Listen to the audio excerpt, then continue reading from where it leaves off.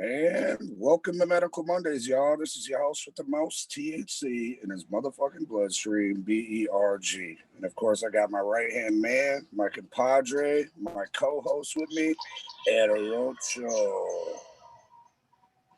Am I getting feedback? Yeah.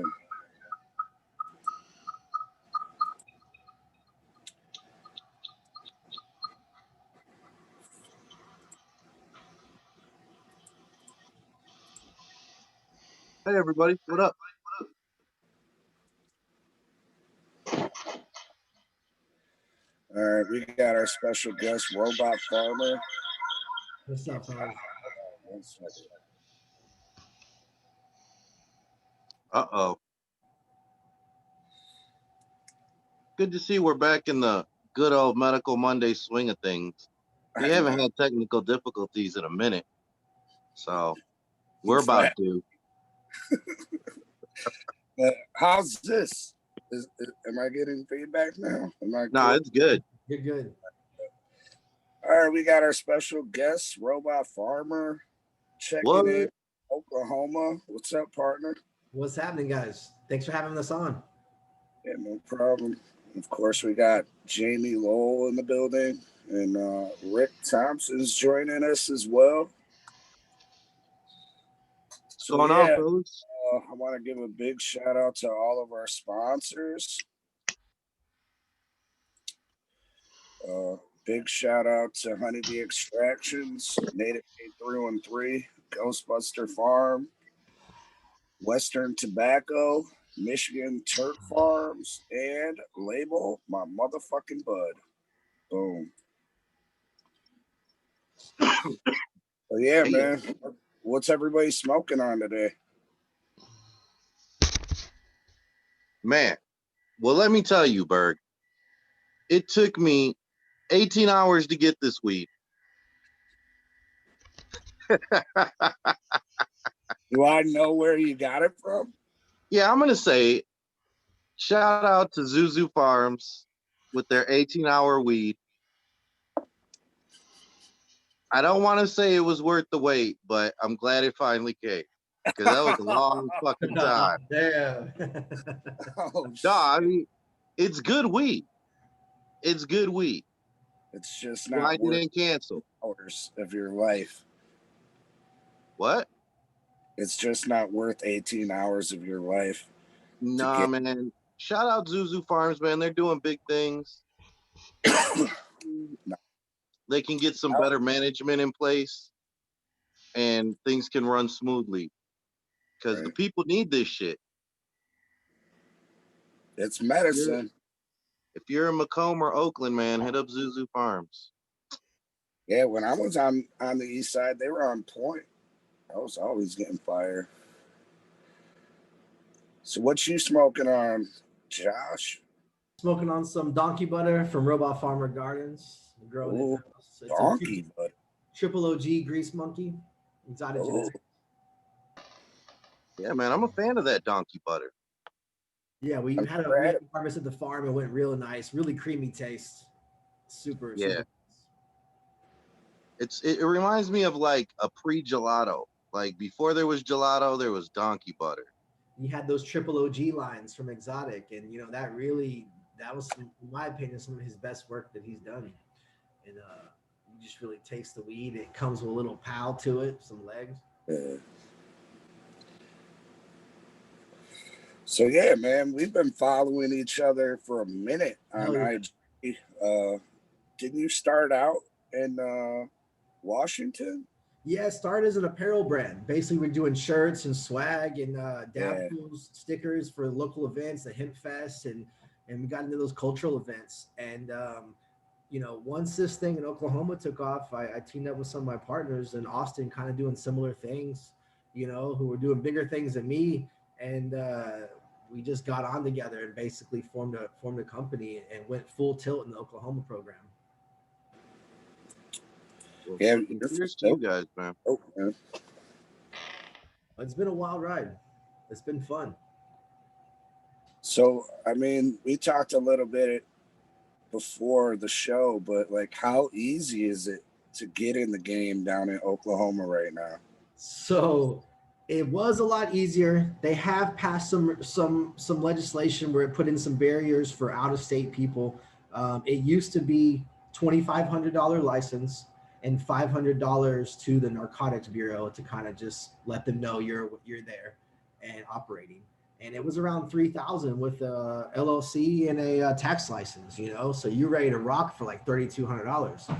Now, I mean, for anyone that has a small home grow that's been doing this for 10, 15 years, is putting a lot of work, like, that's doable, to put their hat in the game in Oklahoma, which makes it really fucking interesting about like what you're seeing and what kind of companies you're seeing come out of this right now.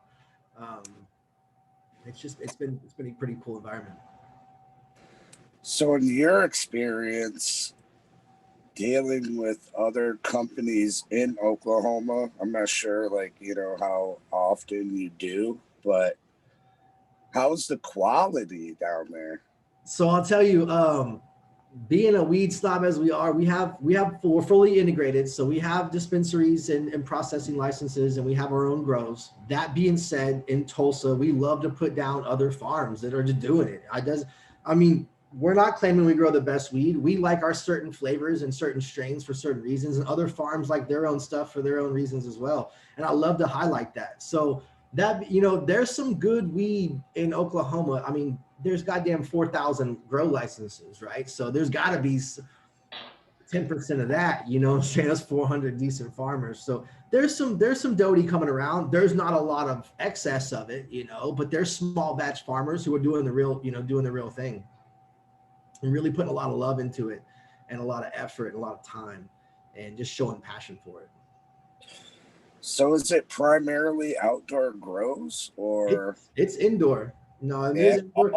There's a lot of greenhouse. There's a lot of there is some outdoors. It's a little difficult, man. It's a lot of humidity, a lot of bugs in Oklahoma. Yeah. Barriers for that. A lot of greenhouse work. And there's a lot of dudes doing some really nice greenhouses out here. Yeah. A lot of indoor cultivation also. What's the scene like in Oklahoma? Like, I kind of probably have a fucked up perspective of what it might be being from Detroit. Yeah. I've been out west. I've never been to Oklahoma though. Yeah, so the cities are a little different. The cities are spread out. They're like hour and a half, hour apart, 2 hours apart. So the scene in Oklahoma City, for example, we're located in Tulsa, the second largest city, Oklahoma City being the first. I'd say they're more about the hash rosin, right? I think that hash moves faster out there. There's more events related around that. They're about that. I think Tulsa, the flower moves more. This is just my opinion, of course. But what I'm seeing from the data, from our sales and stuff like that, I think the flower moves a lot faster in Tulsa, and they're just used to that type of thing. That being said, like our homies, the highest choice, they're down in a border state with Texas, right? They're in Ardmore. They're moving concentrates like it's fucking going out of stock. You know what I'm saying? Like it's crazy down there. So I think to each city, it's just its own little environment, its own little fucking, they're kind of into their own thing. Yeah, for sure. So, how are you guys doing events or, is there we try to do them. That's kind of why I set up Robot Pharmer, to be that cultural ambassador for the whole industry. Before we mix with the medical marijuana and everything, I wanted to have some sort of non-cliche stoner, someone that could represent the industry in a positive light, less 420 and pot leaf stuff. And yeah, we do it, you kind of have to, but more like professional designs and scenes in the industry and capturing things that I've seen or other, homies have seen, and putting that down in design form and doing those events and releasing shirts and things like that. We did a lot before COVID, that's hampered a lot of stuff. I mean, it's one thing to hold an event, you're sharing bongs and pieces and glass, and it's just a bad look, so we kind of stayed away and shied away from that stuff. Yeah, for sure. Since probably February, we haven't done an event in a long time, and that's kind of what Robot Pharmer started out as, only doing events. So it's definitely changed our merch outlook a little bit, as far as getting products out and debuting new stuff. Yeah, this is like the first year, and I think since it's like the first hash bash. What do you say, Jamie?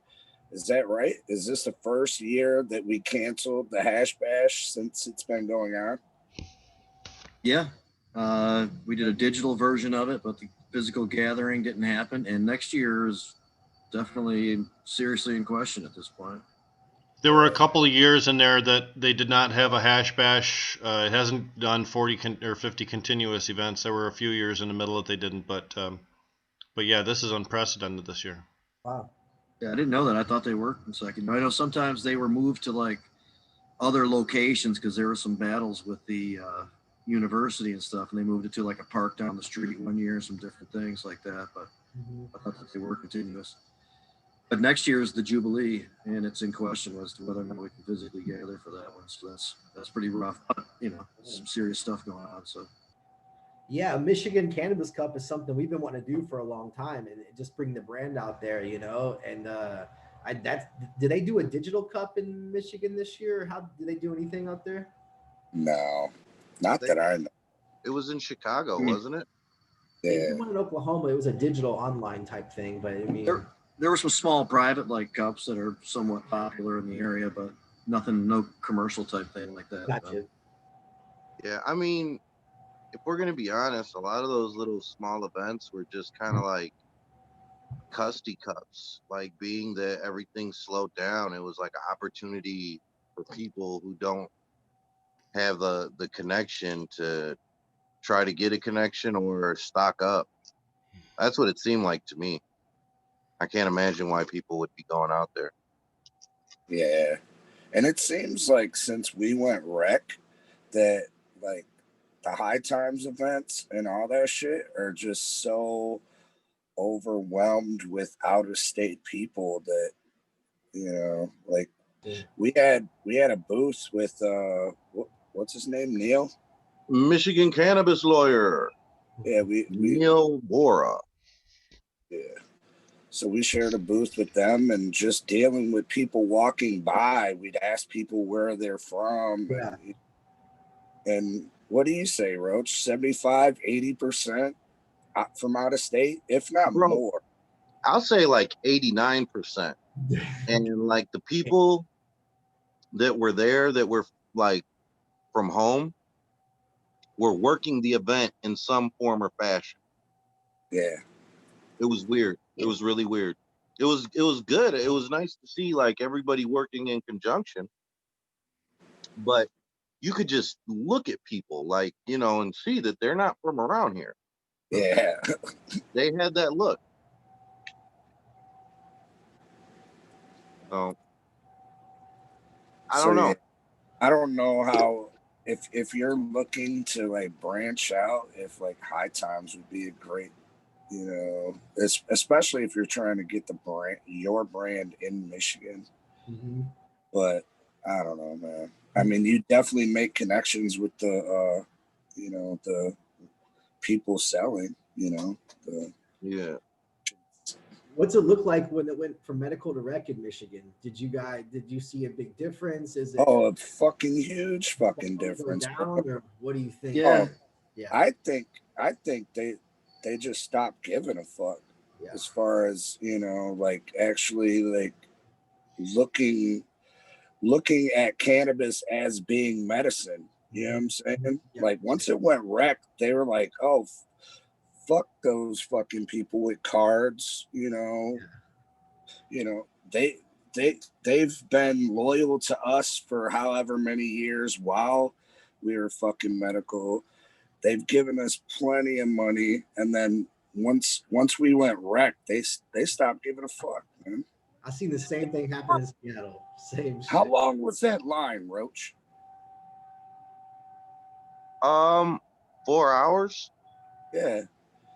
And there was no kind of there was no kind of fucking medical line or anything. Like no kind of, you know, even if you were like handicapped, you still had to line. Like people were grouped up, and I'll say like if you put everybody like in a line, it was probably a good half mile, 3/4 of a mile long. Yeah, bro. Damn. but it was like all these people grouped up in a quarter-mile area. And I mean, I don't lie, man, we took cuts like a motherfucker. We took a 3 hour and a half fucking cut in the line because it was fucking stupid and we needed to get in there. The event they had at the Rust was a little bit better for us. You know, we were able to get in, but it was only because we were, you know, we were part of the act. We were hosting a discussion panel.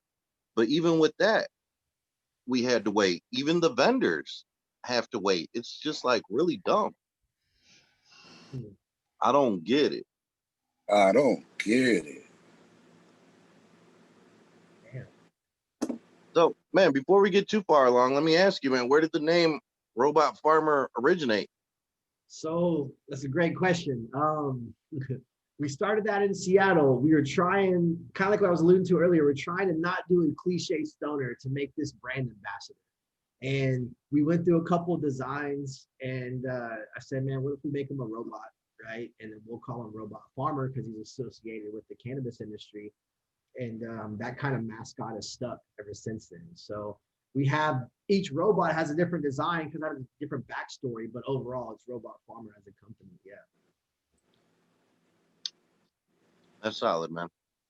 I teamed up with a dude from Cali. His name is John. He's a mainstream artist, does like big like accounts, you know, like an F&P Dolphin type of stuff. He's never had any experience with the cannabis industry. So I kind of sketched everything out and taught him how to do everything and about different, you know, why these things were so important to us. And he made it happen. So I really just teamed up with a good artist, man, and put that together. Yeah, no, it's cool as fuck, man. It's definitely got its own little vibe. Right. Yeah. We kind of want to just stay in our own lane, you know, and do everything original. And all our pieces are kind of subtle and they all kind of have different meanings and just kind of basically doing our own thing out here. All right. Well, let me ask you another question about the scene in Oklahoma. For sure. Has it gotten to the point where you guys have influencers yet? Like cannabis influencers? Yes. A lot. He's like, yeah. There's a lot of them and there's a lot of good ones. But you know, I think these people, the Oklahomies, like they're so excited to have this here. This is the first southern state to really blow up like this and have like some chronic, like some weed that'll compete. You know, I'm not saying we all have the best and, you know, fucking it is what it is, but there's some weed that will compete here with a lot of different people are doing it, operating at a high level. So yeah, I think that they're very excited just to have that experience and be part of that, you know? So a lot of people really run with it and want to try everything and want to, from their experience, you know, and from their opinion, explain product. So do the small farms that are able, you know, the people you mentioned, people who are growing in their homes or getting it down and it's not cost prohibitive, so they're able to join the commercial market. Do they have to move to a commercial dwelling, or as long as their product passes testing, can it hit the market? You know, that tripped me out for a while. It's a great question. In Seattle, of course, you have to have a commercial spot, you know, but in Oklahoma, as long you can have a home grow in your house, as long as you're licensed and that room is separated from the living room or separated from any adjoining areas, then yes, if you had a 4-light setup, you could come to the local dispensary and drop it off if you had your license and everything was up and up for sure. Yeah, I'd love to see that here. You know? That would require quite a bit to make that a part of things right now here, but I would love to see that. How they wrote the rules is pretty amazing. Coming from Seattle with the most strict guidelines for rec, and then like reading the rules here and how they're doing everything in Oklahoma, it's like, it's not that everything is just okay, but it's they let you operate very loosely and want you to build up and want you to become a brand if you can, you know, they kind of give you that perimeter. So we've been very fortunate. Well, that keeps better and more diverse cannabis in the market. It really does. It really does. Everyone has their own technique. I've never seen a grow that's the same unless they're cookie cutters from the same system, you know. But like, and I do value that because I think cannabis gets away from that sometimes. But every setup I've seen is different. Still grows the same doti, you know. Still grows the same fire. So I do like that variation in the industry in Oklahoma. Hopefully, it stays that way. I mean, there's dudes that, you know, if they've got 20 light setups and they're turning out some fire, they can't supply the whole state. Maybe wholesale's not their wheelhouse, but they could supply 3 or 4 dispensaries, you know, and really take care of them and all of them eat together. So it's kind of a cool, pretty cool system. Out of just necessity, the state was allowing, we have a caregiver system here. If Right. you're somewhat familiar with it, was allowing caregivers to be able to contribute to the commercial market for a while until the licensed cultivation places were able to better sustain the supply. Mm-hmm. And that's going to end at the end of this month. Really? Right now, and it's similar here in terms of a lot of the big farms aren't really up to snuff with quality cannabis. I mean, it's usable cannabis that passes the test, but the quality is only provided by a few of the commercial farmers. Okay. Terps are shit. Yeah, it seems like trying to be about it. But That's one thing. Yeah, no, that's one thing. We say terps are everything, you know, and it's a new market, so they want the highest percentage stuff, and you can expect that for a little bit. But once you hone in on what you like, it's really terpenes. You know, that's what we try to go for. We do like high percentage stuff, but honestly, I'm like a 19 to 22% guy. Like, I don't need the heavy shit. You know, I can smoke blunts of 20% all day as long as it tastes good. You know, so and it does the job. So yeah, I mean, traditionally in Michigan, you know, it was like the old school rules. You either had good shit or you didn't. yeah. And people could tell, and you know, it was just known and understood. Like, what's understood doesn't have to be explained. But then here comes lawmakers, and now there's numbers, you know, there's a math to it.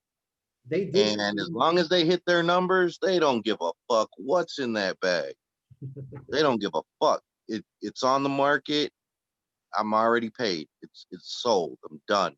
Mm-hmm. And that's it. And then they go and buy some good weed with their profits. There's some Crazy, 30% bro. out there in Oklahoma. There's some 30%, you know, but to each their own. Yeah, no, I mean, if you guys pay attention, man, they tell on themselves, you know, that they say that they're a grower, that they got that fire, but they're always flexing some Mylar bag on their Instagram story. You know what I'm saying? So it's like, if your shit's that good, you know, why do you need that Cali pack? In Oklahoma, we can't have a window on the packaging. So it's like little rules like that. And that kind of hurts with the hash, right? So they can't see the hash unless the bud tenders show them behind the counter, but there's no hole in the box or anything like that allowing them. Oh, you can't have a display gram or something like that? You can have a display gram, yeah, but like as far as the cannabis packaging has to leave an opaque packaging. So right, okay. Packaging is, you know, dark. There's no windows allowed or anything. So it's bad business if you don't match the quality of whatever you're using as the example for the product then. No, absolutely. We started as far as pre-packaged because we had our packaging down and we had done this, you know, before, but the patients really wanted deli style. They wanted it laid out in front of them, and that's understandable and respectable. So we switched everything back to deli style. That's how that's most popular here right now too. Yeah. But the cultivators more and more often are sending their product pre-packaged, even in smaller units and stuff like that. Yeah, I understand. Yeah, no, they haven't gotten there that yet with that, and we've had some vendors approach us as far as all wholesale. We have a dispensary, but our wholesale is our wheelhouse, and we've talked about that with certain companies. We just not got there yet. It's still just wholesale pounds, you know. What's the tax structure in the for the retail side of it? 7%. From dispensaries to retail, but there's no tax between growers to wholesale or processor to retail. Is that just state sales tax, or is that like an excise tax also? There's a 4.5% state sales tax, it's 4.5%, and then there's a 7% Oklahoma Medical Marijuana Authority tax. Okay.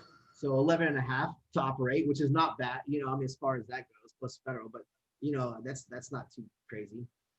So no, there's two things that are better than what we have here. And it's a good program here generally as far as they go. As we all know, they're all too restrictive and prohibitive and that type of stuff. But it's pretty good. But those are a couple of qualities of Oklahoma that I really like right there. Is there canopy limits in Michigan?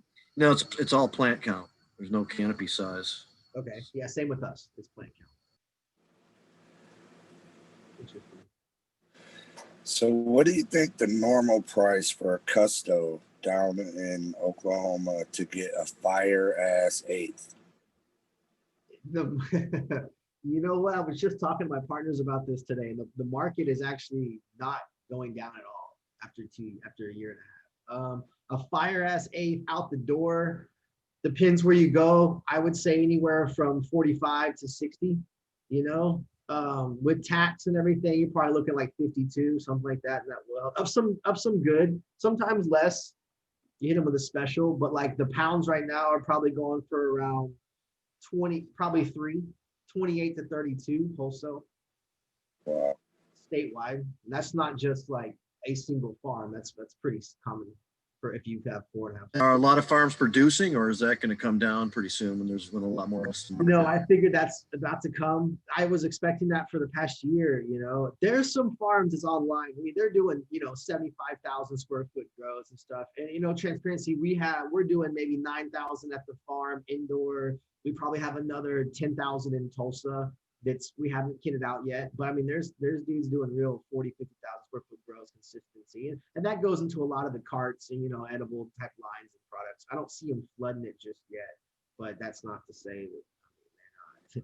The one thing unique about Oklahoma that I have to respect is in their charter, they want to be wholesalers for the U.S. They want to be transporters for they want to distribute to Arkansas, Missouri, and the West Coast, the East Coast. They look at like New York as, we can get there 2 days faster than LA can. So I know they've had commerce meetings with the, in the government, and they're trying to get that interstate thing lifted, and they want to be net exporters from Oklahoma.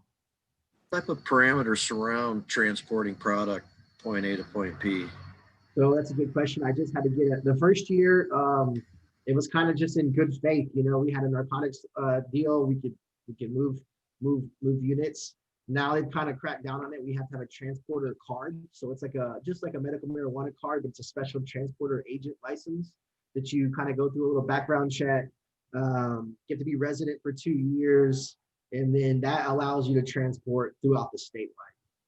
So you'd have a manifest theoretically, and then you have a card to move anything.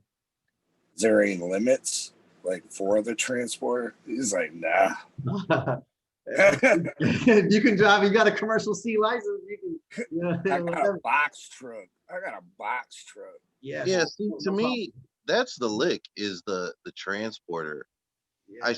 I've seen a company here in Michigan talking about getting started, and they're trying to get going as a transporting company. But what we have is we use Tactical, and they're a company in Oklahoma. They're ex-vets, and they use armed security. They come pick up our product, and they deliver it to our vendors. They pick up cash and then deliver it back to us usually, and that's kind of how it works. And they have not just us, but several. They schedule it, so they make several stops a day.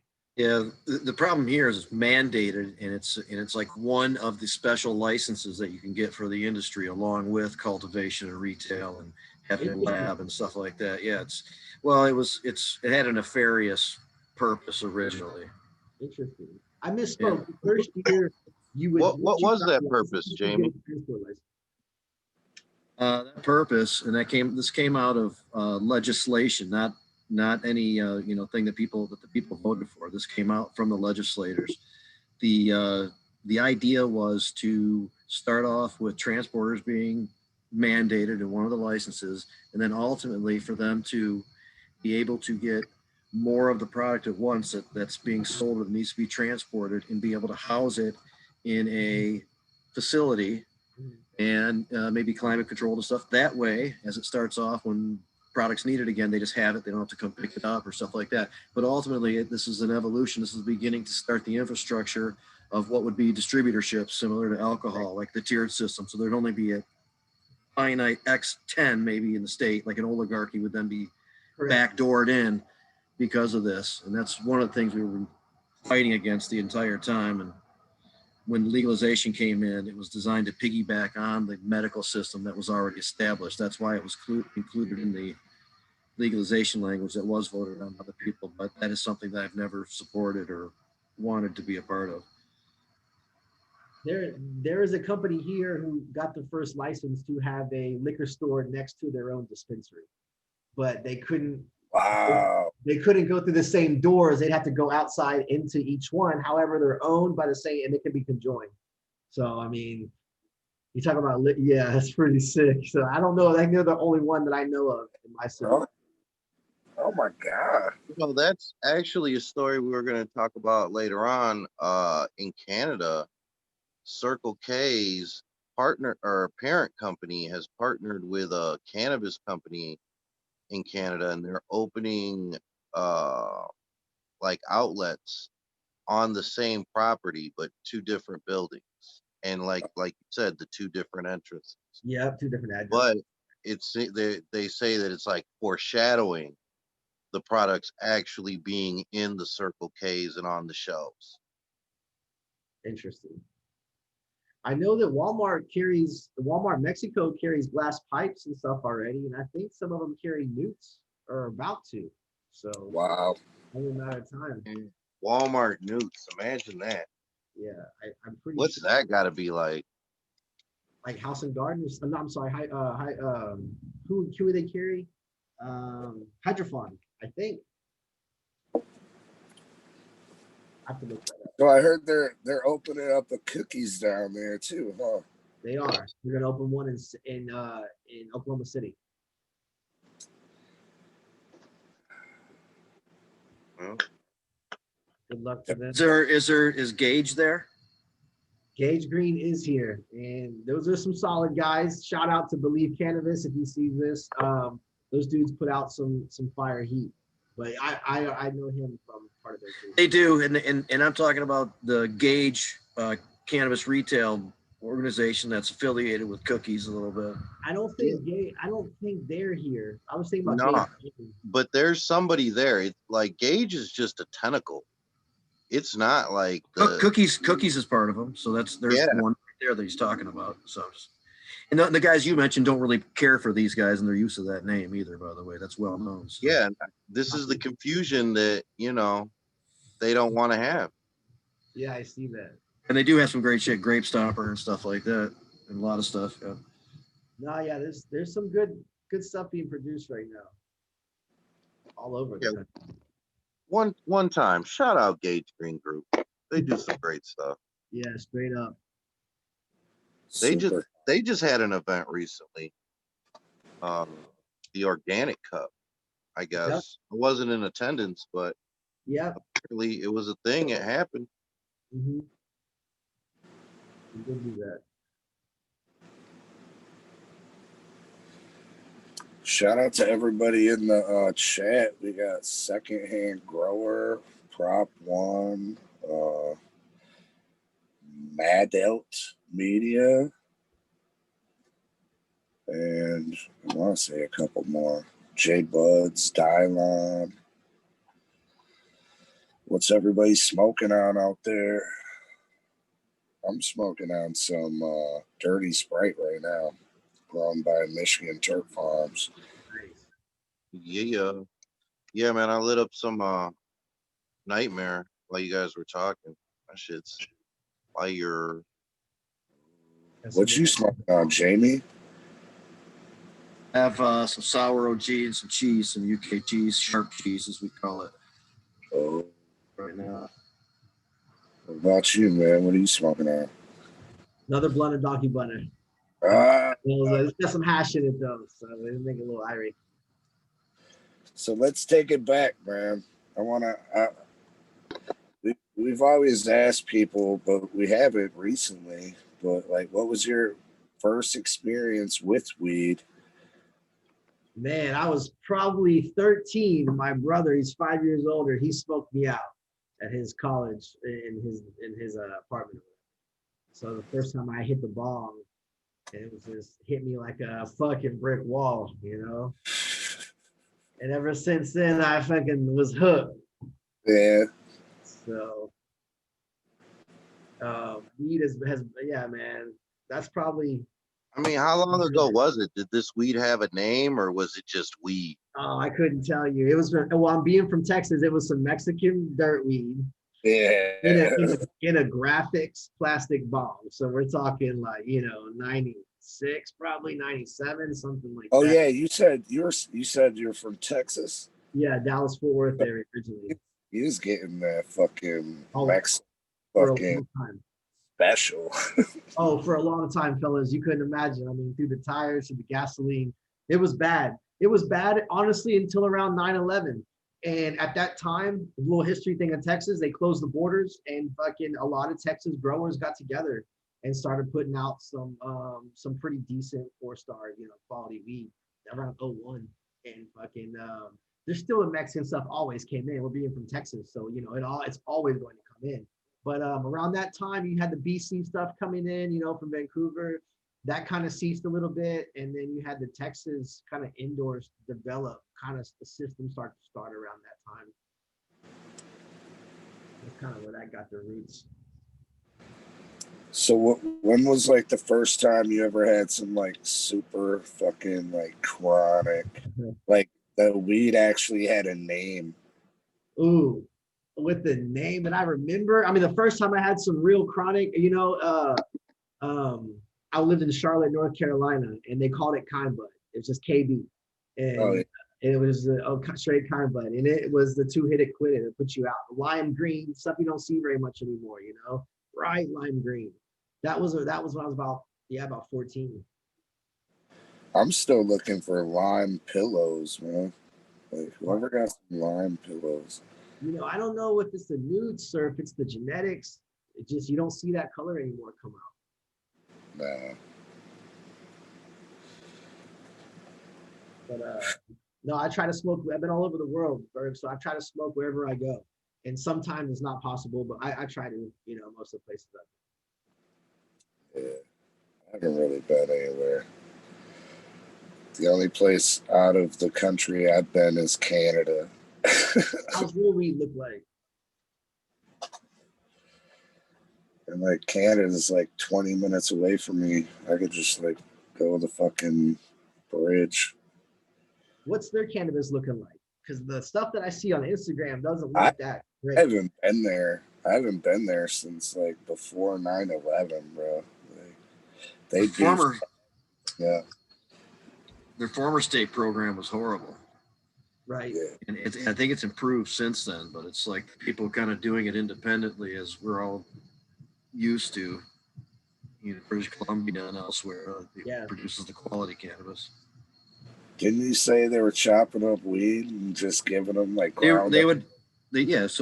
harvest in these piles. It would grow molds and stuff. They'd irradiate it, kill off the mold, right, and then chop everything up, stems, everything, grind it up, and then send it by postal service to the customers. Yeah. Oh man, I don't think that shit goes. I think they have evolved from that, but I'm not sure exactly. You say that like some of the shit would have like bugs in it too. Like it was like damn. Everything. Maybe if it was grown outside, it would have to, man. At some point. No, was that Canada. Yeah, you said that was Canada where they had put the. But I'm talking about an indoor grow, but I don't know. There doesn't mean there aren't bugs on it. But No, they had put a bug on there to kill another bug. Oh, okay. Predator of the undesirable. Yeah. Okay. I think Rick was talking about that. Yeah. Shout out to Rick, man. He hung with us as long as he could. Yeah, man, he was a trooper. I've seen him do it a few times. He does really give it a try. And if things mellowed out, he'd be here. But I'm sure that's why he wasn't partaking either, because when he has a headache like that, sometimes cannabis does not help him out that much. So that's probably why he was staying with him. Can't even think straight. Yeah, man. And he's also probably taking Benadryl, which makes him really less attentive, probably. Yeah. Hopefully, whoever's taking care of him is doing a good job. Yeah, shout out Rick. He's to get the swelling down, feel a little bit better, get rid of that headache too.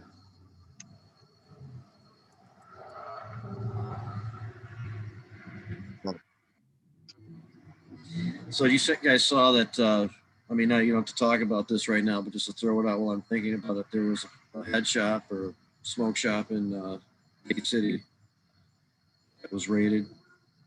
In what city? Bay City, Michigan. Oh, yeah. And the charges, there's somebody's being charged for like a big felony for possibly selling cannabis in the store. Wow. Wow. You said this was in Michigan? Yeah. So what could the felony possibly be? To a Well, minor? Exactly. I just heard. No, I doubt it, but I just heard that's what the charges were. I don't know the details, except for you can imagine that an informant or a CI of some kind, whatever they're calling them these days, Oh, made a civilian transaction, analyst. or in a okay, and the tobacco and marijuana enforcement division, I think it is literally called something like that, along with state police, raided them. And the idea that there is illegal activity like that is one thing, and we've already done it in this state where that's been approached civilly, where that's now a nuisance, and they can be told to stop, and if they don't, the building can be locked down for a year and the business shut down. And that solves that. It doesn't require paramilitary invasions and arrests and these huge charges and forfeiture of property and all that other shit. Yeah. It's just I cannabis. I wonder That's their money, Jamie. broke. Well, I get it, but that wasn't like some of the intention or of easing up on cannabis, and it solves the problem, the same way. So I'd like to see a change in our philosophy when we approach that kind of stuff. You shouldn't have been doing it like that. I mean, if he really wants to participate in a market like that, that's still there. That's not going away. It'd be like in a commercial store. I don't even know what actually. I know what was said in the paper. I don't know what actually happened or what the specific charges are. But there's a section of the act itself that essentially, and it doesn't mean it's going to be carried out. Things are interpreted differently all the time, and I can tell you what the intent was as a co-author. It is for the judges to not consider this cannabis activity as a big deal, and only really look at something of consequence if this is habitual. So, just the fact that I'm hearing about, being charged with felonies and all that kind of stuff, just that immediately seems like that's excessive based on what the intent of the law was. So, I'm going to look this up.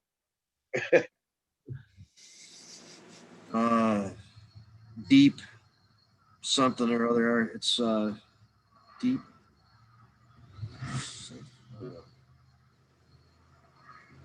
Yeah, it just came out the last couple of days. It's been on the paper. Yeah, I didn't even hear about that shit. I know the owner a little bit too. I mean, not real well, but I do happen to know him. He's a nice guy. He was in North Dakota, and he worked on legalization out there for a long time. Came back to Michigan. So what was that story you were talking about, Roach? About the Tel Aviv? Yeah, so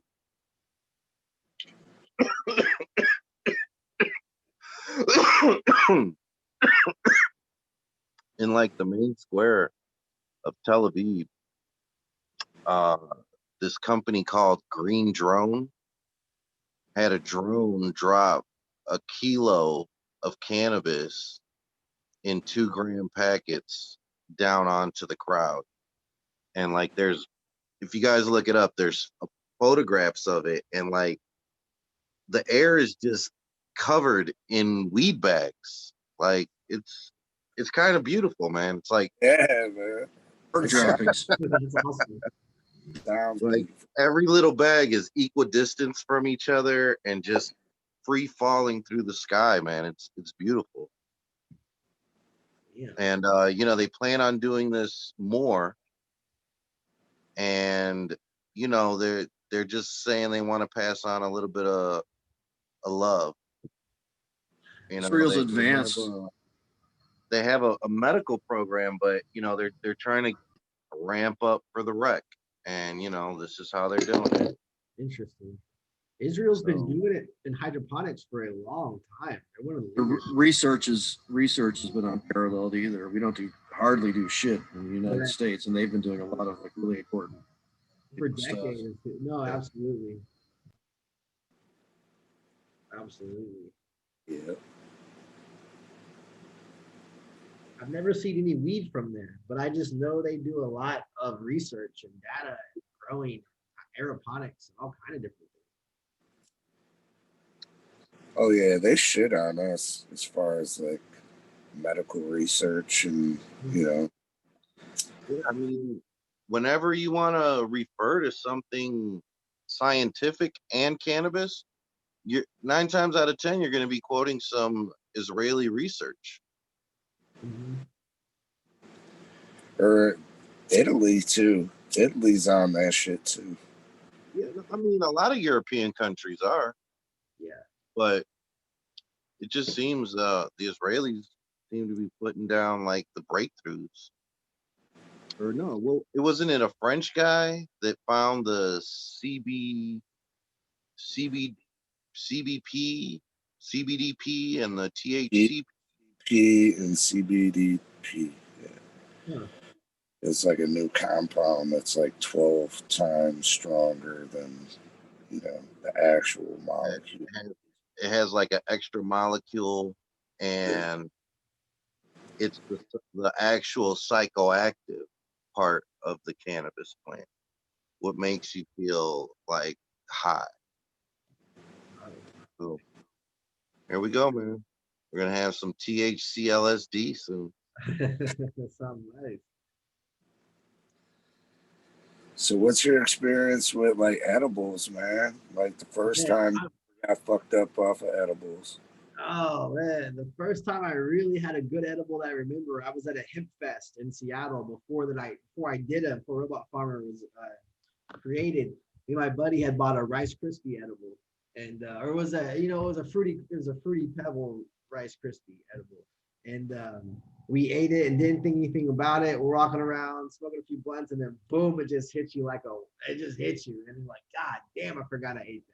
Like some mushrooms, but not that long. You're like, damn, I forgot I ate those. But yeah.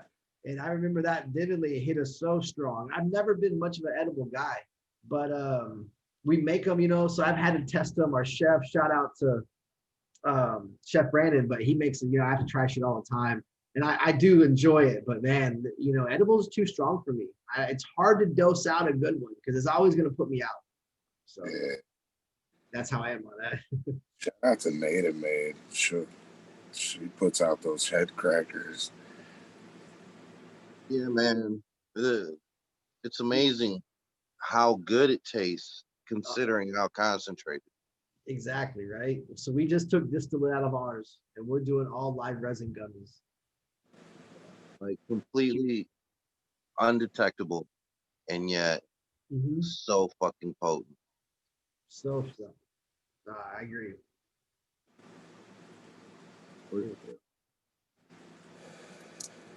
What about you guys? Are you edible guys?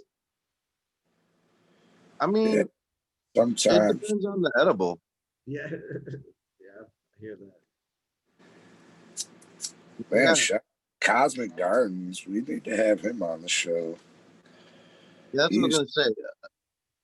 Aside from Native Maid, the ice cream, bro. Those ice cream sandwiches he brought us. Fucking, I was through. Halfway through the show, I was done. And at the events, the little push pops, the little soft serve thing he had going, all that shit, man, just fucking people up in the most refreshing of way. So we had a little bit of drama here with edibles. We had a slushy machine that was medicated. Yeah. 50 and 75 milligrams. And shout out to Glazy. They made a great product. But, the state had a problem with it because the cups were childproof and the lids were childproof. But the problem was when you were actually serving it, like a bud tender was pouring that, right? And then putting the lid on it. They had a problem with that. And yeah, and shut the whole program down, the whole deal. Man, Crazy. And they were delicious. So what? Just you because have they to weren't, send me that recipe, bro. just because they weren't there ain't no way you could fucking like, Exactly. package burpees. So they're tested as far as like in the actual concentrate themselves. And they had a problem because you're adding ice and water, but it's like, it's just ice and water. You're not adding anything else to it when you're actually freezing it. So that wasn't an issue. They kind of got over that. And then it came down to the fact, and this isn't just us, this is all the vendors who bought one. They're telling the company's coming down and when they stopped it. So it's the fact that you're serving it in an open container, whatever. It was a hot, I mean, it was really hot item in the summer and people loved it. You know, you get Sure. blue raspberry slushy or a cherry or pina colada. I mean, they're all medicated. So, you know, it was great. So it was a cool little gimmick item. I like seeing little things like that pop up every once in a while. Yeah. There's like, all out chefs doing fucking medicated meals and stuff here. We'd like to do dinners and stuff like that at some point. Yeah. It'd be cool. So is there anybody down there doing anything like that? Or There hasn't been much since COVID. There is I believe there was one dinner they had. I believe so. We'd like to do one, but there's not much. They may have some stuff in Oklahoma City. Well, like, what is your like favorite kind of edible? Like, I don't know. It just seems to me like we have like so much selection, like Berg said, from like snacks and treats to little bite-sized things to Yeah. entire fucking meals. Like, Straight if up. you ask me what's my favorite edible, I gotta ask you like in what lane. Yeah, Yeah. right. Like, In sweets, confectionery, answer that.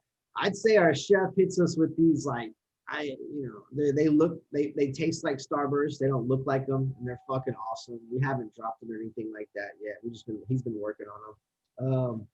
We made some Nerds Rope type stuff, but there's already some companies doing that. And when we drop a product like with Robot Pharmer with our brand, we want to take over, right? So it's like, do we want to put our time into making gummies or Nerds Ropes? There's already 3 cats doing it, right? Who are doing it well. And in homies that I like, and shout out Head of Honey. But it's like you should like Captain Kirk, or that's what he goes by, right, Jamie? His business name, Captain Kirk. I mean, he does some fire ass edibles, man. There's some good ones out here, man. There's an OK Ice Cream. You mentioned the ice cream earlier, and they come with they'll come with the full deal, their own little coolers and everything to keep everything frozen. Yeah. And they're pretty amazing product. We're working on some top-ups right now as a company where you add it into your drink or lemonade. It's going to be a cherry limeade solution, and it's about 100 milligrams. So we're working on some stuff like that right now. So I wonder if you could have probably did that. Just serve them the virgin fucking slushy. Yeah. Gave them the shit, and they could have added it to. Totally legal. We can definitely do that. Yeah. Definitely bring that shit back and just serve them straight slushies for sure. So how do you like Oklahoma personally? Like I'll tell you that. I've lived on the East Coast. I've lived in the South before. I lived overseas. I love seeing different cultures and seeing how people live and operate. It's definitely different out here. Even being from Texas, you think Dallas, I'm an hour and a half drive from Oklahoma, and they just don't teach us anything about Oklahoma history, So it's been Indian reservation for a long time. Half of it's Indian reservation pretty much, but they don't have reservations. So it's just, they live there. Yeah. I mean, like the cost of living, low. like compared to other states. Oh man. From Seattle, it was just like shell shocked almost. Sticker price on everything, like compared to the rent and the price of living in Seattle, and then coming to Oklahoma or Tulsa, it's just been, man, it's a lot easier to live out here for sure. There's not as much to do, so there's a trade-off. And there's not as much to do, but the opportunities are pretty big out here. So it's like you kind of gotta give a little.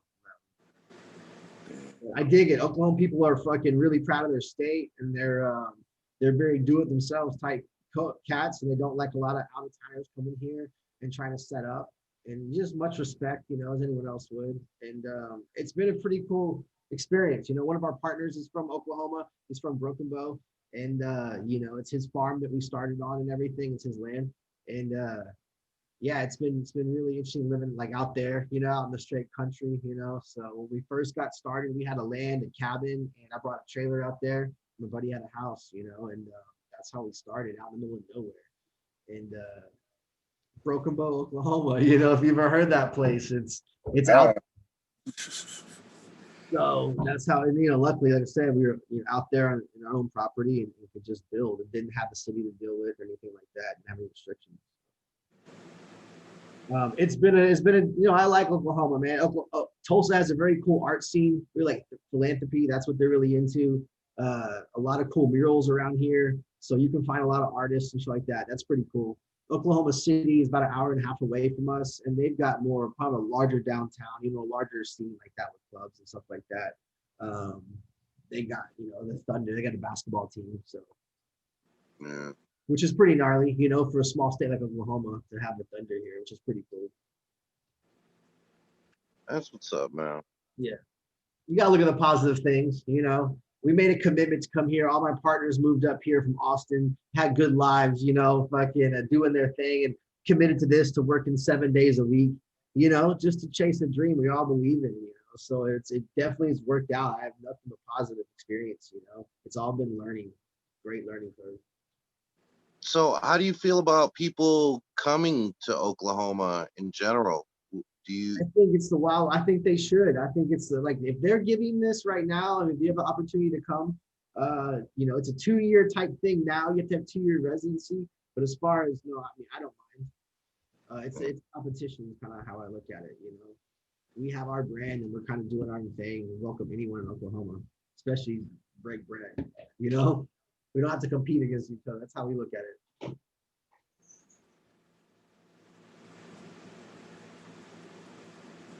So yeah, you moved there, waited 2 years, and you were up and running?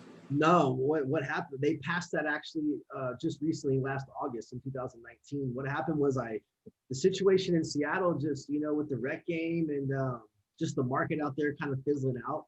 I basically just wanted a different opportunity. And I saw this Oklahoma medical thing, kind of legislation being introduced and almost passed. And once it was, like I said, my partner down in Broken Bow, one of our partners, we jumped on it and just applied for the licenses, got them like, they opened the thing up August 25th. We were online like September 11th. We had license, and ready just to go. So we were in it right away. We've been in this for 2 years now. So it's got us enough time to really build up our farm and build up our program and our distribution network, and kind of learn how to be vertically integrated. We kind of jumped into it, but it's one learning curve after another. It was awesome. It was great though. So yeah, 2 years almost now. Yeah. This program. So yeah, man. Does Oklahoma honor cards from out of state? We do. So you have to get a temporary permit, but it costs like $100, I think, if you already have an existing card. And it's good for 30 days. I think they're trying to extend that to 60 or 90 at some point, but it's good for 30 right now. Any state that's medical will honor that, which is pretty cool. I guess. I mean, I don't think the $100 fee, I think they've got to do something with that. I think it should just be open, as long as you have a card, but I don't know how. Yeah. But yeah, we've got around, at the farm, we've got around 240 lights burning. So we've got a pretty significant, grow. And that's indoor. And then we've got a couple. How many different flavors, man? Oh man. The farm manager and myself are seed junkies, right? So my seed vault's pretty deep. His seed vault is deeper. Um, and shout out to Garrett, keeping the farm all in one place, and Isaac too. Um, we probably got 50 strains right now. I'd say there was at least 80. We had to cut back.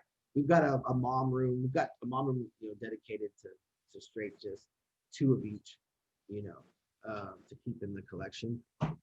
So we've had to basically move that from the greenhouse. We were taking moms out of there. I'm sorry, taking clones out of there, and then now we're having a dedicated mom room, like building dedicated. Yeah, there's a lot of strains going on, but it's really just kind of pheno hunting that down. We're not gonna, probably carry that many forever, but it's we love popping and pheno hunting. That's one of our main things. And luckily with our dispensaries, we can put out phenotypes, like, hey, this is mountain trop number 8, 9, 10. You guys can try it. Let us know what your favorite one is. So it has its benefits with that. We can let the patients kind of choose what they like. Yeah. So, yeah, you said, so you pop everything from seeds? Pretty much. We didn't bring too many clones in. That was something we talked about. We had the option to do that when we first started. It was like, man, let's just start this really with our own flavors. And our bet is that our flavors, what myself or Garrett likes to choose, the farm can outbeat anyone else's in Oklahoma, or we can outgrow anyone else's. We use house and garden roots, full transparency. We use organic no-till in our greenhouses, and a little bit of house and garden like once a week just to jolt it. And then in our indoor, we use cocoa, but we're actually about to switch that up to probably organic no-till as well. So, and just kind of, helps on the manpower, especially while we're increasing the farm, we can do it with less people. Yeah, and then in Tulsa, we'll probably set up indoor cultivation as well, same setup. Well, let me ask you to think hypothetically for a moment.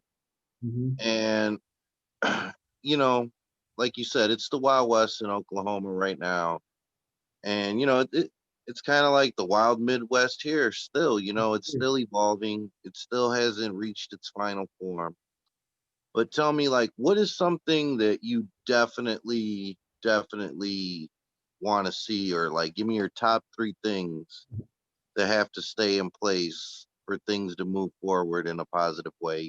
Political affiliations aside, just as far as the rec market is concerned, as far as medical, and give us like the one thing that you don't want to see in the future.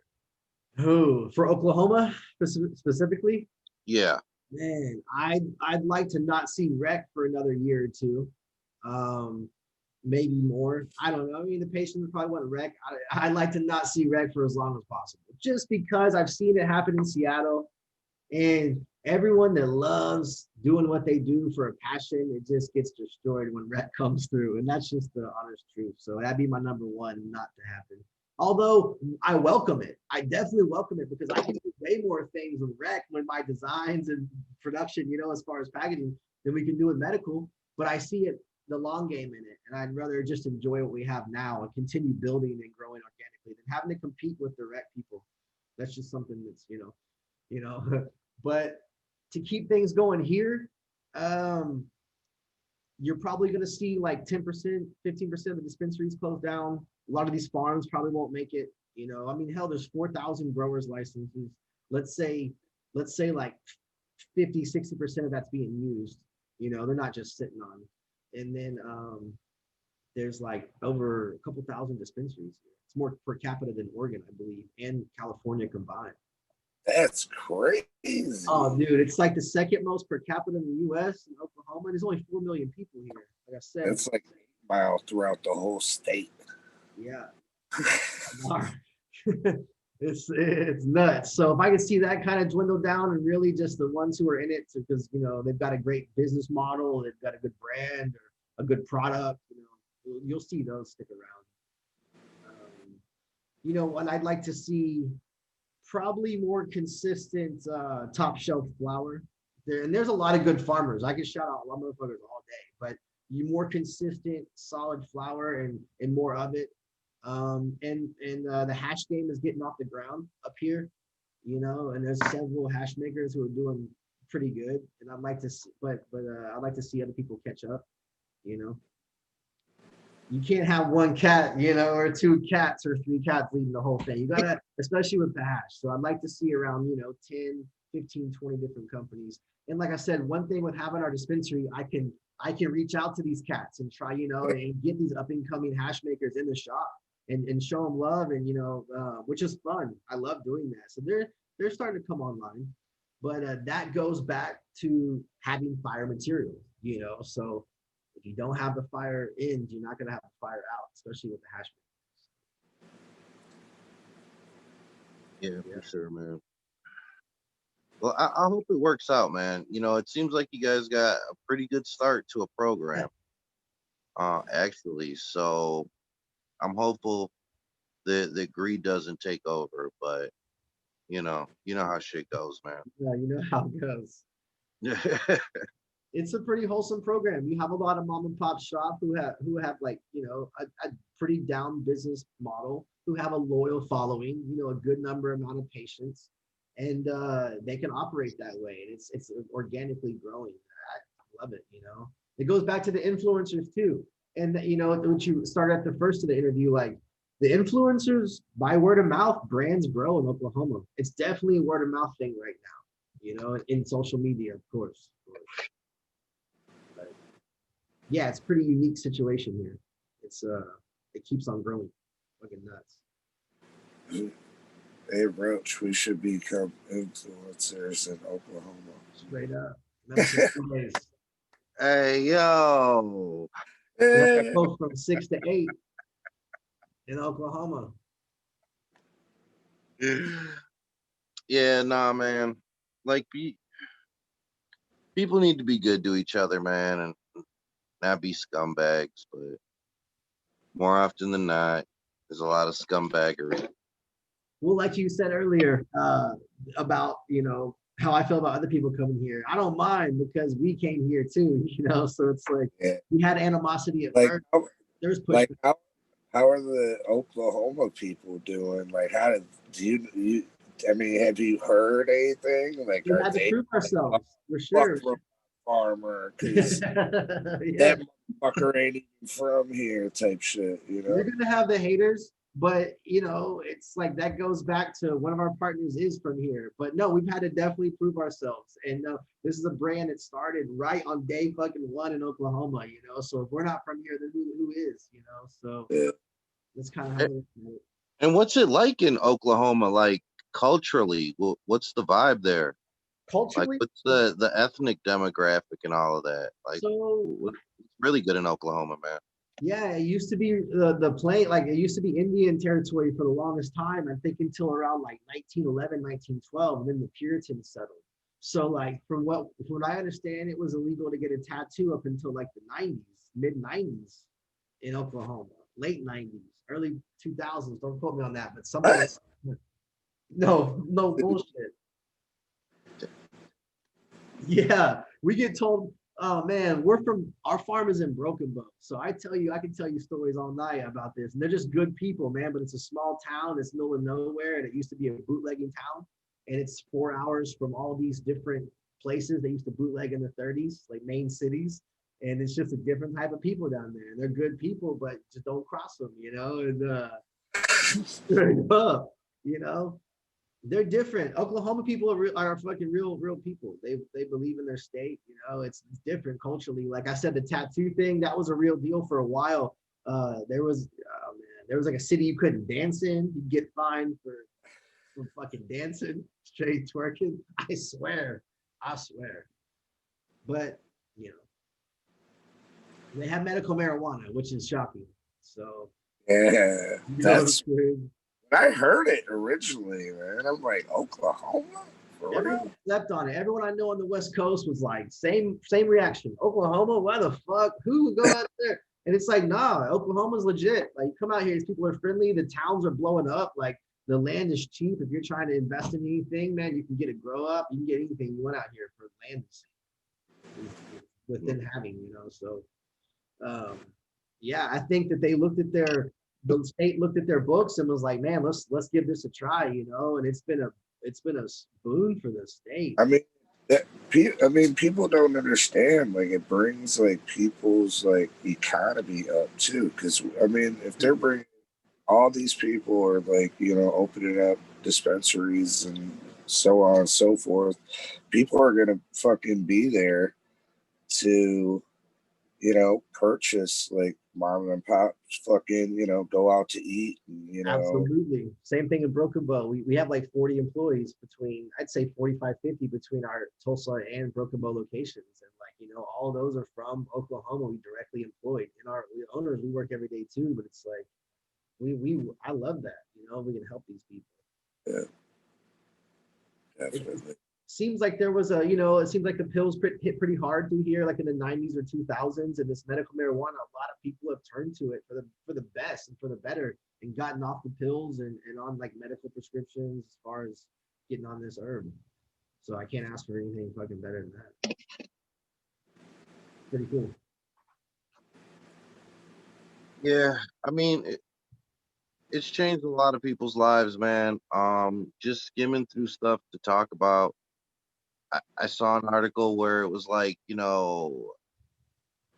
cannabis use can reduce like diabetes Oh and yeah. Hep C and all kinds of crazy shit that you wouldn't even think. Yeah.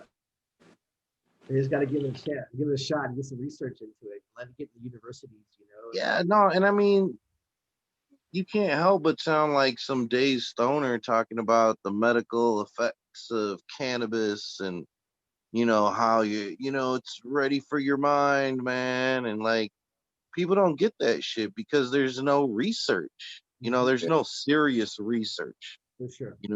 And by serious research, it's somebody with like a last name that they can pronounce, that looks like them. I mean, that's America. I'm not talking about me. I'm talking about America. America. And once that happens, which I don't know when the fuck that's going to happen because the government is kind of like sabotaging the research here in America.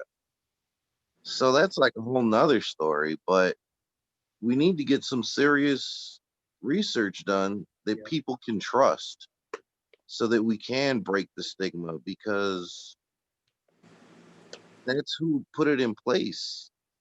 And I hate to say it, that's who's gonna have to take it down. They gotta, accept that all that bullshit they've been feeding us since the 30s was just propaganda to fuel some bullshit war on its own citizens. I don't know when that's going to happen, but that's what needs to happen.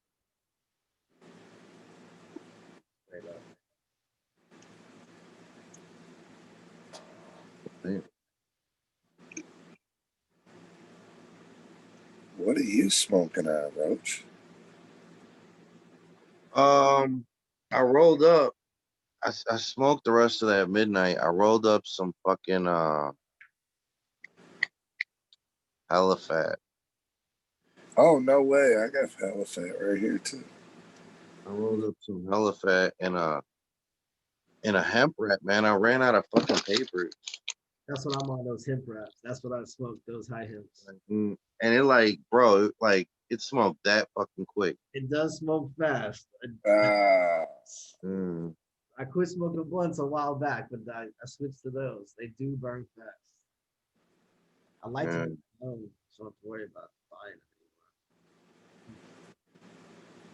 anymore. Yeah, man. Shout out MI Terror Farms, man. That shit is just so fucking tasty. Sure. Who's got the best weed in Michigan? Straight up. Is it these guys?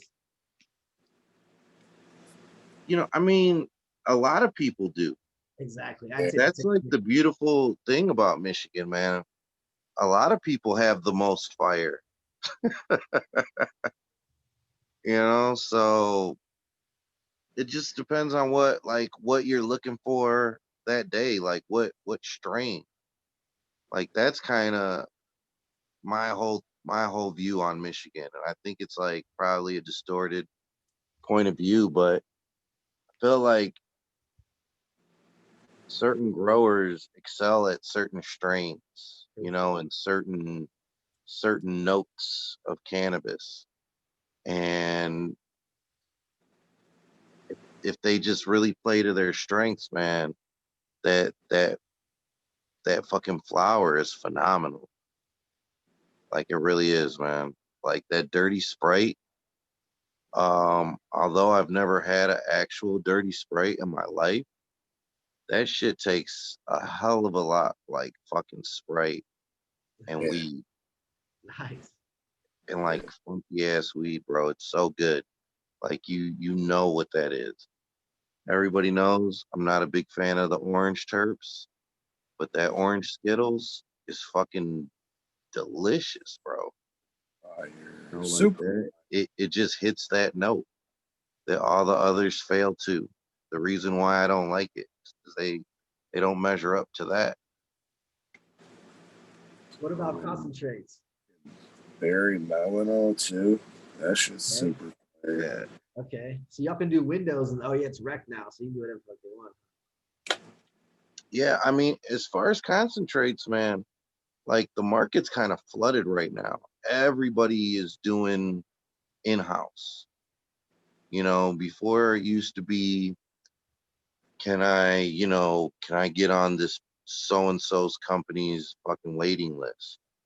And as time's gone on, as technology's progressed and things are more accessible, a lot of companies have decided to go with the in-house route, you know, and it just, like I said, it goes back to what are you a fan of? What do you want that day? Because a lot of people are pretty good at running their own shit, as it turns out. Yeah. That's straight up. Well said. Yeah. I, I don't know.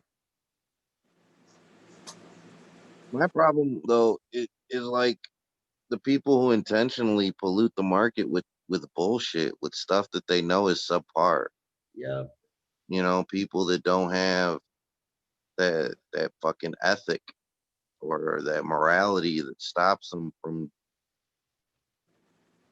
buying or getting a hold of that shit in the first place, you know? Like I understand you got to get it off, you got to get your money back, bro. Like, but why did you spend money on it in the first fucking place?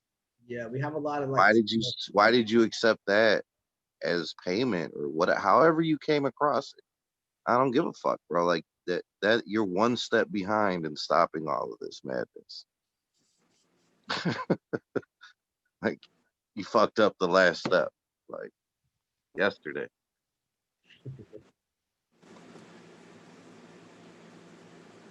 I don't know. Seems like common sense to me. I don't know. I'm sure they do it out there in Oklahoma too, man. oh yeah. We have some CRC stuff floating around now. Not us, but there's companies putting out CRC, but it's like, man, so early into this. Why have you gotten here? You know, you're supposed to just start it. Yeah, and like CRC, I guess that's cool. I'm not saying it's a bad thing, but it's like anything, it's like depends on how you use it. Yeah. And if you're using it just to like reach a minimum, then just give up. Stop. Heard that. Yeah. It's disheartening when you see farms you look up to start using it. It's just like, why? You got fire shit. What's wrong? What did you do? Like I said, man, people are concerned with hitting that number for the market, as opposed to what do people really want or what do people think. Because once they hit that number, they can put it out, they can sell it, and then it doesn't matter. Yeah. They're not the dispenser. They're We just you know how cranking. with They're just cranking and hitting numbers. yeah. we pheno hunt for stuff that washes. You know, we look all the time for stuff that washes. It's like one of our top priorities. We don't make a lot of hash. We make small crafts, you know, amounts. So I mean, when you're pheno hunting, like you pop seeds and all that. Like, if you find something, do you clone from that one? Like, Yep. like Yeah, so we've been working with a homie from Nerds Genetics. He's out. He's got a farm in Michigan. He's got some stuff in Colorado, and we're working on doing some crosses with some of our own stuff at the farm that we've grown, and then taking like a male and then crossing it with a female. But to that point, yes, to an extent, if we're popping female packs only, we don't want to cross any of that because somewhere down the line there'll be complications. But if it's like some stuff that we really hunted through male and female, yeah, we'll keep that one, and that'll be something we want to keep as a mom. And there's nothing against keeping only female seeds as moms. I have some. We use them, but for like something, if we're trying to make a winner, like a stud, something we want to keep forever, that's you probably want to breed it with something that's been a genetic variation, not a female seed. That being said, we pop all kind of female shit. Like we pop bloom seed. That's the guy who does a lot of flavors, the guavas, the strawberries, the Forza Sansushi and stuff like that. He's dropped that. We grow a lot of exotic genetics. Dudes out of Northwest Washington, monkey berries and the strawberries and cream, the cookies and cream. We grow a lot of that shit. Man, we go Tiki Madman. I think that dude's out of Michigan. what? Tiki Madman. He's a breeder. So these are all breeders, like seeds that we pop or whatever that we grow. Man, we got in-house genetics. So we pop a lot. We consistently try to do that. And it's something that we can pop beans and have them flowered and pheno hunted in 4 months and have them in a dispensary, as fast as we can. So, and just like I said, let them choose the pheno and stuff like that. Something we've been doing lately. But yeah, we'll keep that one. We'll keep the winner. If I pop let's say we pop 3 packs. I think personally at the farm, I'd say they'd say 5 packs. But let's say if you're a budget grower, you just gotta do something in the house, 2-3 packs. It's a pretty good genetic variation, and you can get 1, 2, 3 keepers out of that, and just watch how everything grows. And it's got all the things that it needs to do with bag appeal, and the nose, the smell, and it grows. Doesn't bullshit you. Keep that one. That's usually how we determine what we want. And sometimes it takes a while. It's not you gotta have patience with it. It sucks, but if you want the really nice ones, we'll definitely hunt them out. Short of buying a clone from somebody. Well, what are the terps that you search for? Like, what personally? Like, what are the strains and the funks? For sure, no, for sure. And here's something we search for? like. One of my partners, he likes. I call it sweet and feet. I like the sweet stuff. For my personal, if I'm growing it, it's gonna be the strawberries, the guavas. And I'm an orange guy. I like the oranges. I'm trying to get in some more grapes right now. That being said, grape, we just popped some Grape Mountain. So it's mountain chop cookies crossed with grape pie wedding crasher. So that's something that I just popped the other day. I'm looking forward to seeing how that goes down the road. We're running some mountain chop right now that tastes just like orange juice, mountain chop cookies crossed with Girl Scout cookies. Let's see, some of the orange stuff we've ran. I've got some orange mince mimosa, super fire, hubba bubba orange bubble gum taste.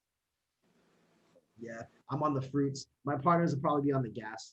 They like the feet stuff. And to that point, it's been harder to find a lot of gas as far as just straight A1 gas from back in the day. It's really harder to find those phenos. It's a lot of fruits being released right now. You got to really hunt them. For sure. What do you think about that? Like, I mean, one of my personal favorite strains is called Lung Candy. It's like gassy and strawberry. Nice.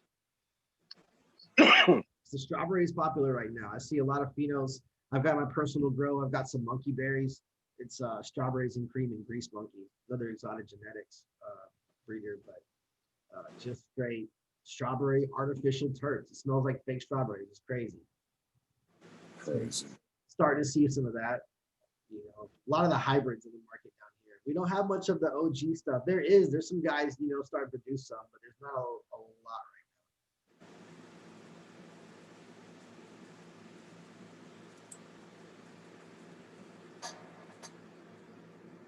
So out of everywhere you've been, who has I mean, not even including you, like who has the best weed? Man, out of everywhere I've been, I'll give it to fucking Amsterdam. I think, and not just Amsterdam, but Holland. They have some true two-hit it, quit it stuff. And that being said, I know we've caught up to them, but that's probably where I really had some shit that stung me. Like whoa. And that was years ago. And I was a mature smoker at that time, and I thought I could handle it. That's some true two-hit it, quit it. Other than that, man, where else have I smoked it that really had some power to it? Of course, Cali. There's some great growers in Washington State. They can grow some real fire. They kind of do their own thing up there. I've had some fire from Michigan. My homie lived in Troy, Michigan for a little while, and I had some of their dispensary weeds, just as good as anywhere else. I mean, the growers in America caught up. I'd say they're probably the best in the world right now. Like Amsterdam has some great genetics, and they've been doing it for a while, but I think collectively we've surpassed them. No one's really flying to Amsterdam anymore. People flying to Cali, Michigan, like the West Coast, like to get some weed. They ain't really tripping on that. So, Yeah. that's good. I think it's good though, man. Like it. I mean, not for people to stay separate, but just that there's going to be two different cannabis worlds operating independently, in the world, and there's more than just these two, and it's just beautiful, man. We need to get like all the best weeds from across the world and smoke them on Medical Mondays. That's what I'm trying to do. I love that. Yeah, I smoked in Laos before, man. I've smoked in Cambodia. But you could die out there for smoking. That's championship shit, man. Yeah, they're not too proud of that cannabis out there. But yeah, Cambodia is not that bad, but Laos they don't really want you to do that. Yeah, man. They need to chill the fuck out, man, and understand. If I'm a U.S. citizen or any foreign national, man, I want to smoke cannabis and it's legal in my country, then I'm gonna do that shit in your country. Right? It's not as easy to explain that way sometimes. Nah. What I'm saying? They want you to leave a body part behind and shit. Or a giant fee. For sure. No, I think we've caught up. I think America produces some pretty good fire. I think we have more breeders here producing different strains. There's a lot of hybrids being produced, but you just don't see very much genetics out of Europe coming here anymore. So I don't know. My opinion on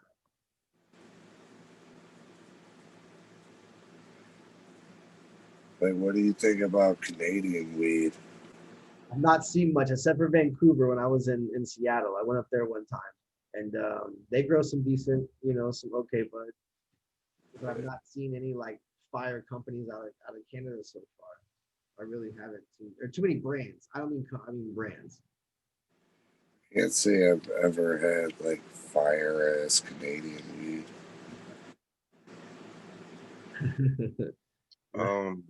What was called BC bud for a long time was Yeah. really, really good quality cannabis. We had that in Texas for a long time.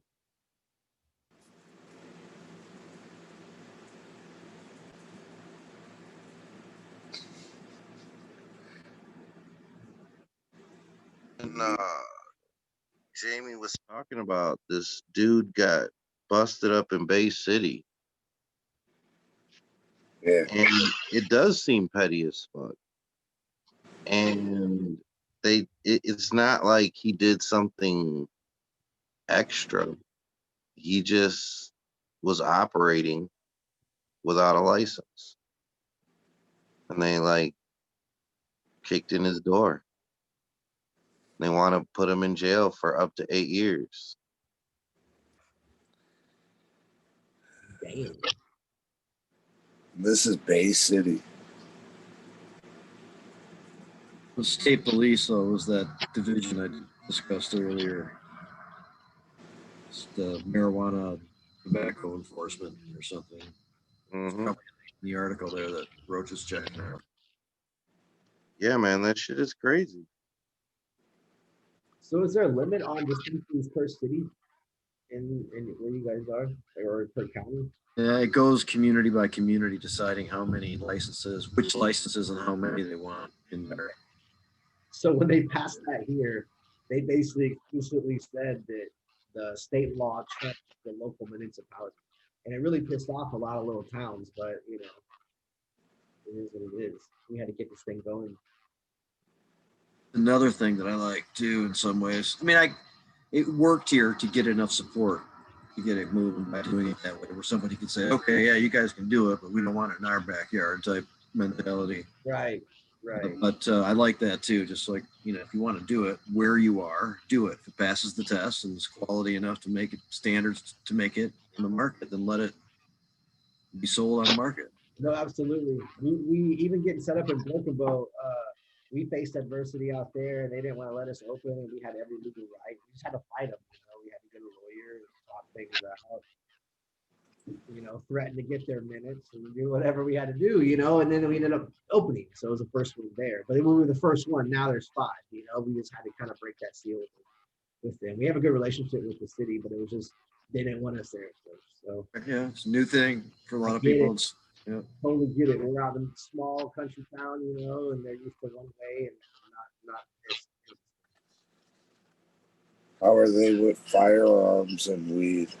Like, are they? That's a great question. So, signed by the governor, you're allowed to have. So you're allowed to have a firearm and your medical marijuana license at the same time. And that was, you know, being in the South, a lot of people were concerned about that with hunting and fishermen and everything like that, you know, hunters and stuff, that they couldn't legally keep a firearm without a medical license. Well, that was actually turned around by the state, and you can have open carry. We're armed at our spots, both of them. We have security at one, and then in Broken Bow, everyone is just strapped anyway. So it's just not, and our neighbors are strapped. So it's just one of those things out in the country, you know, it's not going to happen. Yeah. You know, you don't want it to happen there. But yeah, you can definitely open carry.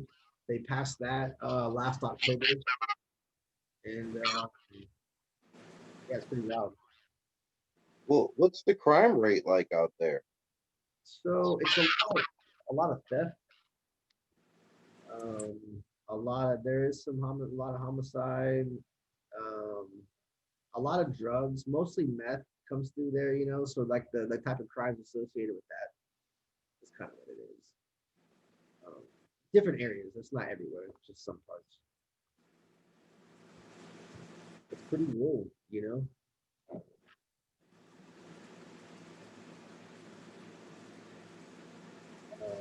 There has been some like dispensaries getting robbed, and like, you know, owners followed home and things like that. That kind of comes with it, you know. But it has happened more so in Oklahoma City, but it's happened in Tulsa as well.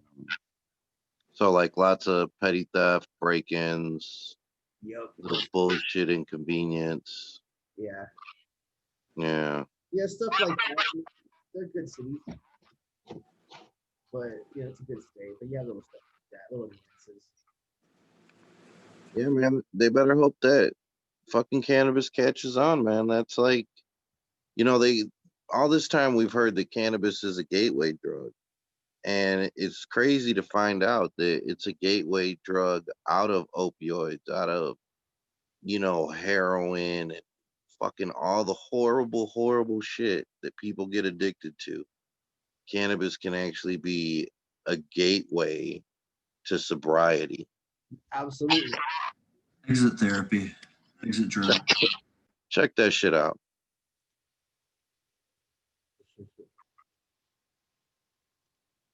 No, I agree. Yeah, no, I mean, the thing with cannabis is like almost everything that you've been told about it is the true is what or the opposite is what's actually true. So that's where I feel like, along with this advent of cannabis legalization and the quote unquote stigma being broken, it's also goes with the understanding that the government like lies to you. So that's where all like this mistrust that we're having right now actually comes from. No, the gateway. It's a great. We've had a lot of success with that in Broken Bow. It really has, and especially in the rural areas. And they could roll off of those right into something medical, helping some flower or vape card or something like that. Yeah.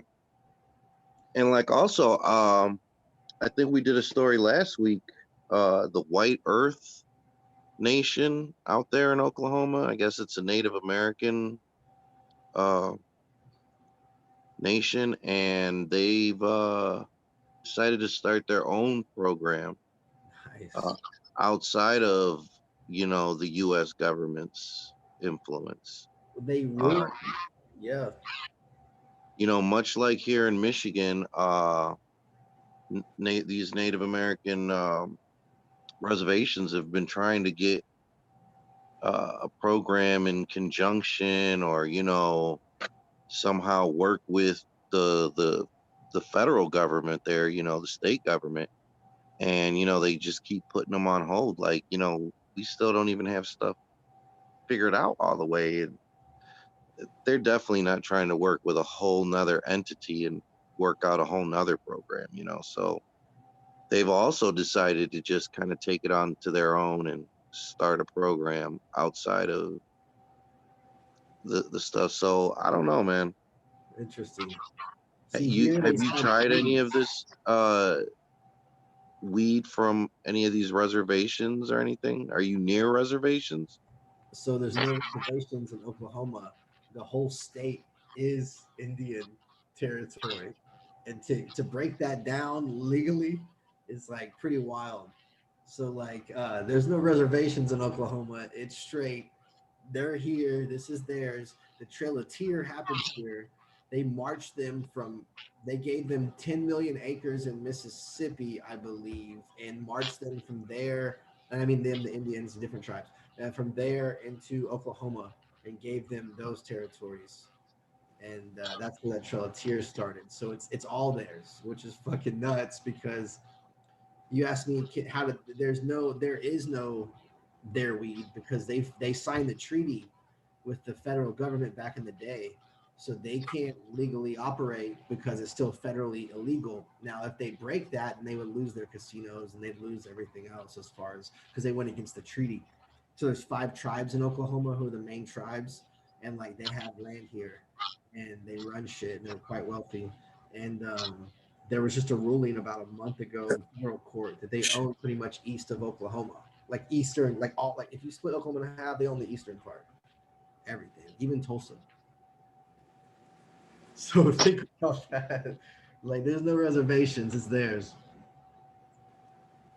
We're just here, custodians of it. Does that make sense? Like, there's Like, stretches where you drive on the highway. This is like when you roll into Oklahoma from Texas, it doesn't say "Welcome to Oklahoma." It says "Welcome to the Choctaw Nation," because for like an hour and a half, 2 hours driving, it's Choctaw land. Pretty gnarly. That's wild. I know, right? It's theirs. So we're just There's the Bay Mills Indian community in Michigan is going to start its own cannabis system on its land, and that's in Michigan, but or surrounded by Michigan, I should say. right. And they tried for a year to work out a compact with the state of Michigan and kind of align their program with it so that it would make sense, kind of, and they did not get any response whatsoever. So they decided just to go ahead on their own. And they have a community system that they're building on their land in the Upper Peninsula. Damn.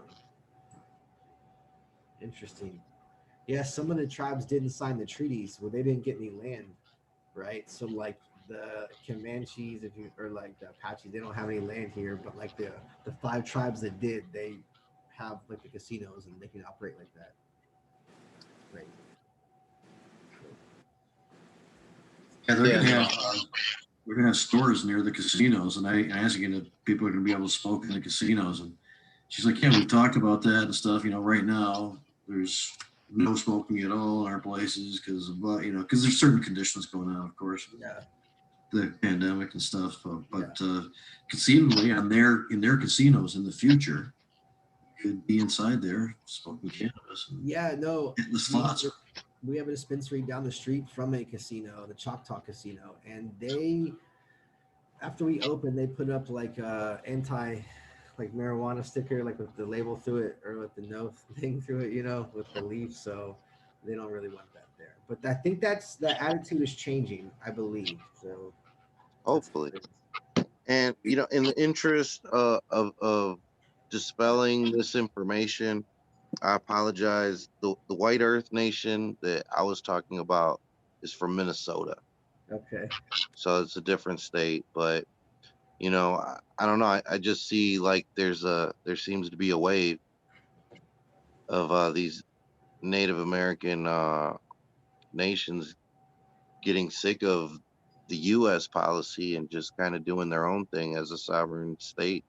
Or Yeah, I don't even understand really the legality there. I just know it's like two different things, but it's not. I don't know. Shit. I mean, even just to grow hemp. Like, why are they like, even trying to put any stipulations on hemp? They're just being bastards about shit. Yeah. We had the lawyer for the Bay Mills Indian community on Jazz Cabbage last Tuesday, and she described the mechanisms in which they're working under, and they haven't been challenged yet. That kind of stuff. So that's a good little brief lesson on how that stuff works.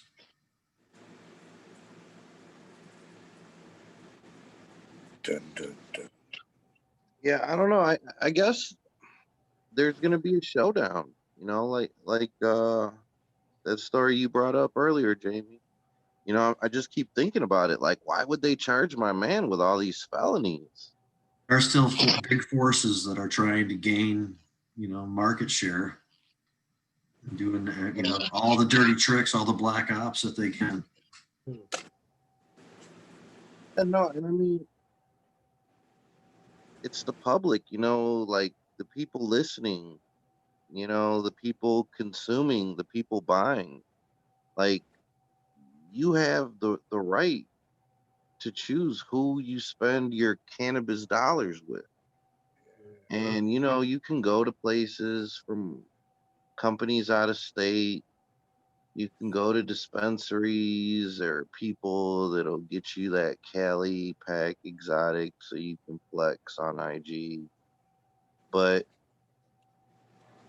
like support your local grower, man. Exactly. Know your grower. That's what I say all the time. If you don't want that corporate fucking entity in our backyard, then stop buying into it. Yeah, definitely. Show them that it doesn't work by not going there. Mm-hmm. Yeah, people think we're corporate in Oklahoma, and it's like, no, we just fucking really care about what we put out. You know what I'm saying? So we're just trying to put out junk. It's like we're the same as y'all. We started with nothing, so it's like corporate shit. So do you guys have like, you know, a part of the government that like regulates these tests? Like, I know you said initially nobody was coming out and checking, but like, is there like a bulletin of what's Yes, failing and what's yes. So everything has to be tested. They say it's medical, right? In name only. Everything is rec rules, pretty much. I mean, it's like everything's got to be tested on certain batches, like lots of 10 pounds, before we can sell to another dispensary or wholesale it. Um, yeah, man, there's a lot of rules. So they haven't. They didn't check the first year. Now they do like spot checks and things like that. Every month there's reports due from the previous month that we have to fill out and submit, and part of like the, in the system. So it's like keeping track of plant counts and everything like that. There's no limits on that, but they do keep track and kind of know how much everything's doing. We have to report the sales and have to report the taxes, of course. That's the biggest pain in the ass, and paying that monthly. So we're definitely up and up on that. So yeah, I mean, all of that is like mandatory. And then they just released mandatory testing labs who are actually accredited from the state, who you can go through. Well, now the only ones you have to go through to get your product tested. Well, do they issue recalls? Yes, and there has been one that was just shut down, and they were a rather large company that made pins, I believe. I believe it. Yeah. They got totally shut down. They got fucking reprimanded, and then they got fucking failed again, and then they were like, "Hey, this is the third time. We're like, y'all are done." Yes. Wow, Yeah. that's awesome, man. I mean, 3 strike rule. I'm pretty sure that's how that's played out. That played out, but yeah, they were shut. They were shut down after like they failed a few tests. They're like, get the fuck out of here. Yeah, right. And they were rather large folks. But yeah, there is a we do like a standard of that. That's one thing that Oklahomans did not want to bullshit. They don't want dirty weed. They're not just buying this medicine to them, right? Like they really look at it that way and truly like it is. So they're not going to want any bullshit either. No. So we do make sure everything's tested, like microbials, just the whole 9, bacteria, metals. So they're all tested. But I said lots of 10 pounds. So for every 10 pounds of the like a donkey butter that we grow, that's got to be set aside. Not 10 bows, but one batch for every 10. So, or if that's us for THC and potency. But if you have a whole garden, it can be one for microbials for the whole garden.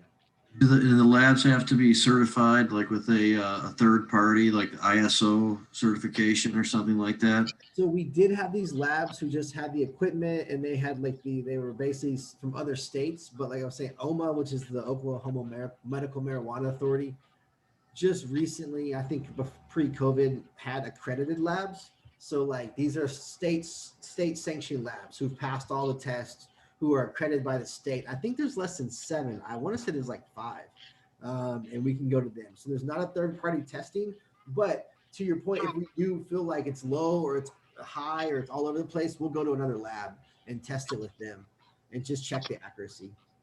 Because do they come out? Is there a representative who comes out and selects from around the batch of 10 pounds and then combines all that together and extracts a gram of that and then uses that as the representative sample? That's how it's done here. Just interesting. No, I wish. That sounds awesome. No, we have to do all that shit ourselves. That's from like saving it from the farm, getting it up to the lab, into our headquarters in Tulsa, section off 7 or getting 7 grams for them, taking it to the lab. No, we have to do all of it.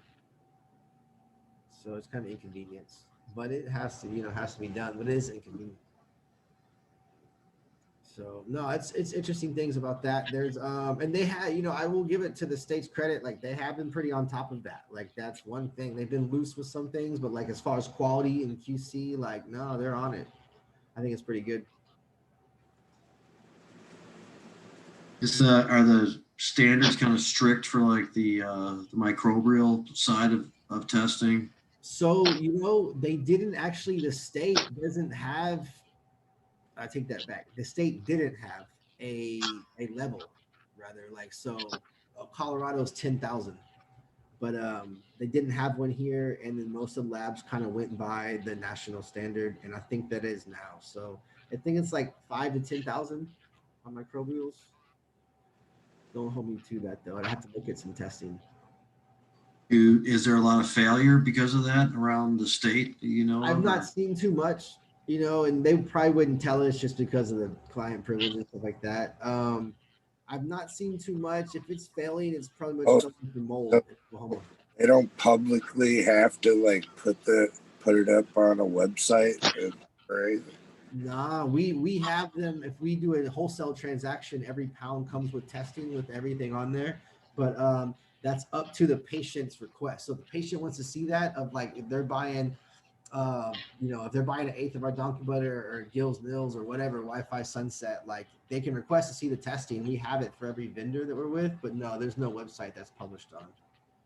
No. That's crazy. Uh-uh. A lot of like companies in Michigan, they would give you like a little QR code, and you could put that QR code on your product, Sure. and they just take it to that lab's website and show Yeah. the.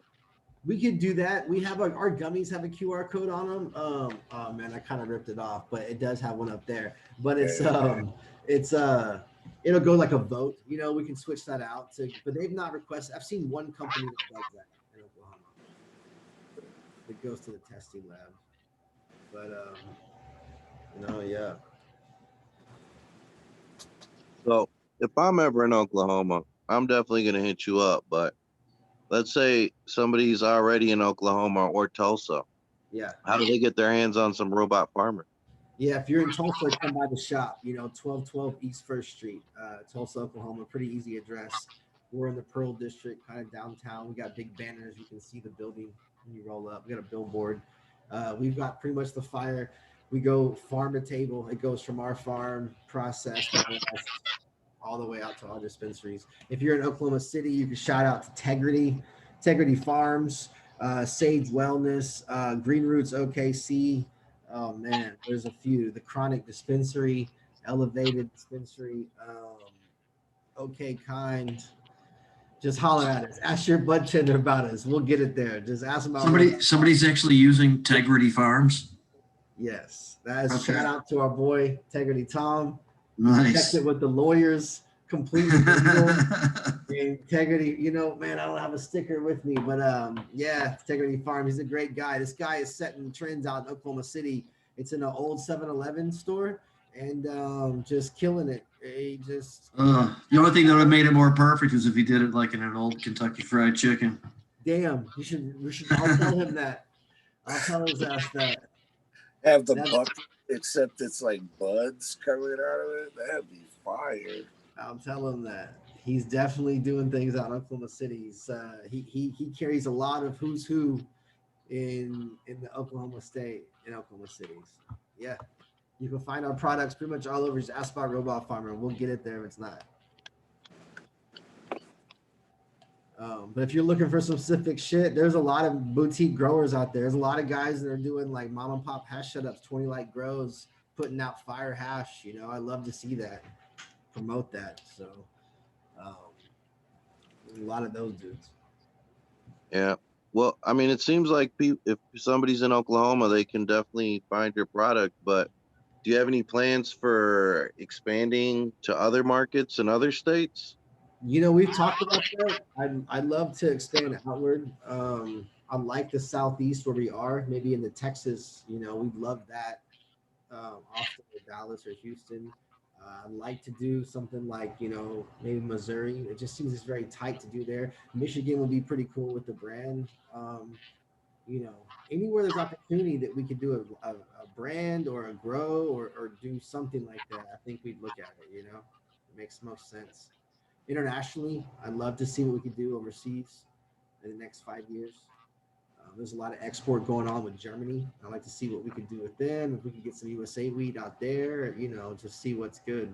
So I think that's changing. Hopefully, next 2 to 3, 4 years, we could do something. Not us, but just the U.S. Start exporting weed. Yeah, that'd be They want crazy thing. I just don't understand the idea behind that, though. It's just people want the chronic. So. Yeah, I don't know, man. I don't want my weed or anything processed so that it can travel. That's bad. There's large scale operations like in South Africa right now where they're wanting to export to the US. It's lower quality stuff. I mean, you can find that anywhere, So I'm not with it. So but to just have the best.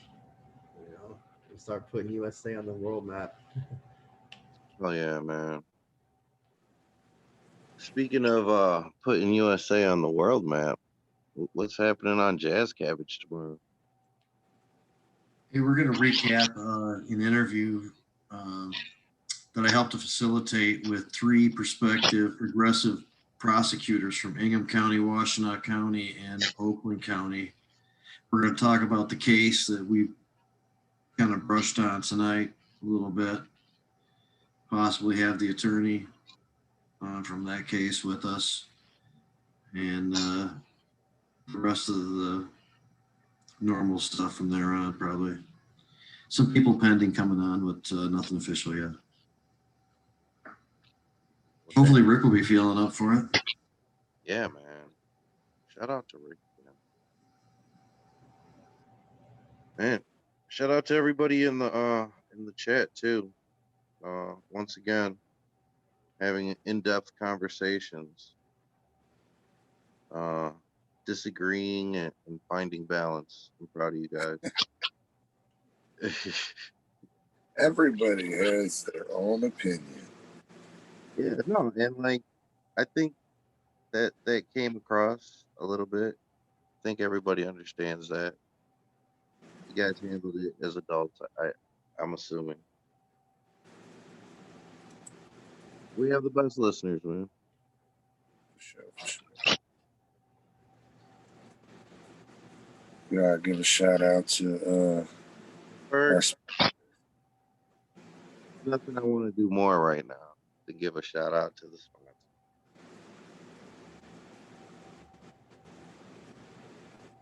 Big shout out to Honeybee Extraction, Native Made 313, Ghostbuster Farms, Western Tobacco, Label My Motherfucking Bud, and Michigan Turf Farms. Boom. On the zone. shit.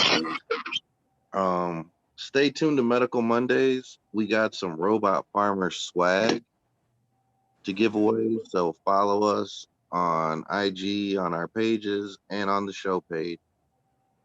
We're gonna be giving that shit away real soon. Oh, Dope little grinders, dope dab tools. Oh yeah. Yeah, and some other stuff. oh yeah. Stuff. All right, y'all. Thanks for tuning in. Like he said, you want to shout out your IG and everything? You got a few of them, don't you, Robot Farmer? Yeah, if you want to hit up the main account, Robot Farmer, if you want to check out what the garden's doing and what they're growing, Robot Farmer Gardens. Each dispensary's got theirs, Robot Farmer Tulsa, RP Medical, it's in Broken Bow. But yeah, just check out each of us kind of doing our own thing on there. And Robot Farmer, like I said, is the main accumulative account that shows everything. And then the Robot Farmer kind of, the gardens gets into it, with the grow. And then the website, robotfarmer.com.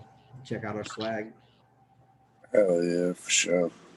Thanks for having us. Thanks for having me on, man. It's good. Nice. Oh yeah, thanks for checking whatever. Yeah, man. If you ever want to shoot the shit, man, hit us up. You're more than welcome to come back. Yeah, for sure. Appreciate that. All right, Jamie, thanks for joining us again. Thank you. Another good show. Jazz Cabbage Cafe tomorrow, 4 p.m. sharp. All right, y'all. Peace.